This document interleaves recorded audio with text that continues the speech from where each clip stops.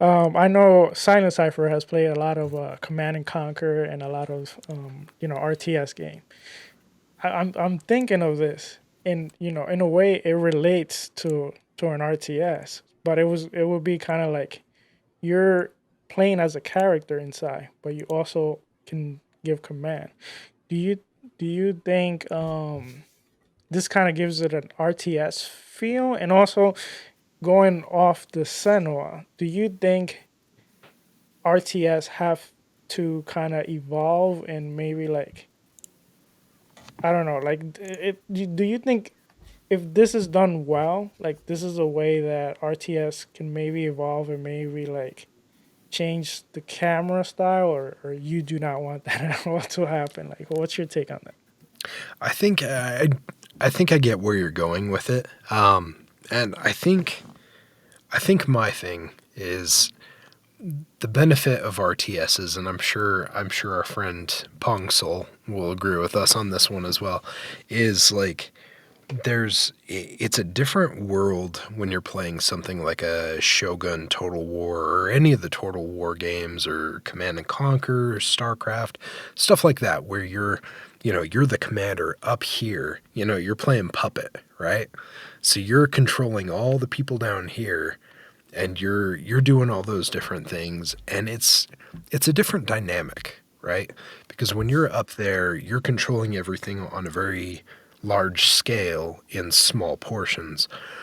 I think it's tricky to do something like that in a game like this. And I understand why Crazy's a little bit hesitant, because the thing is like if it's something where it's going to pull you out of the action when you're in that type of camera angle, like the third person over the shoulder, like Hellblade looks to be, continuing from like the original game, I get a little nervous about it just because I feel like sometimes when you add some of those mechanics to something like a third-person shooter, for example, I feel like it breaks the immersion, right?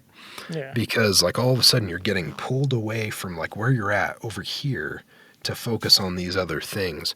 Now, if it's on the fly, if it's something super easy, if it's something quick like what we saw in Rise, right, where with your Connect, you could be like, fire the volley, and then freaking, fire volleys and stuff like that. If you could do it and it's just something that's off to the side or it's a quick button command or something where you can multitask, I think that's okay.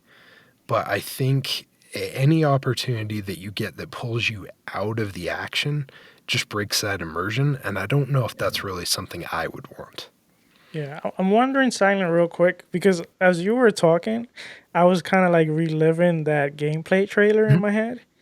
And I don't know if you recall that when she was retreating back, she went to like different group of Yes. her I would say soldiers, or like Yeah. like for example, she went where the people that had like the how do you call it, The spears. no, the spears Yeah. and I know she screamed something to them, and then she kind of went to the archers and she screamed something else. So I wonder if it's an interaction like that. That's kind of cool. Yeah, and honestly, that would be something that, obviously when we saw that, everything wasn't built to final.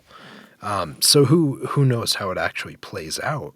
Yeah. But the way you bring up a really good point, right, is she goes to different sections where they've got their barriers and their blockades up, and she's talking to the different teams of people as she's going back.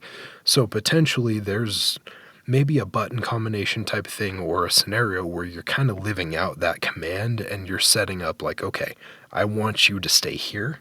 I want you to advance, stuff like that. And you're doing it in a real-time scenario right there with them.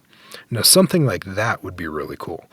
And that would be a really good way to implement it. And it'd be a way that a lot of games don't. I think you bring up a really good point. That could potentially be them kind of tooling around with those mechanics and making it more engaging. And if that's how it plays out, that would be awesome.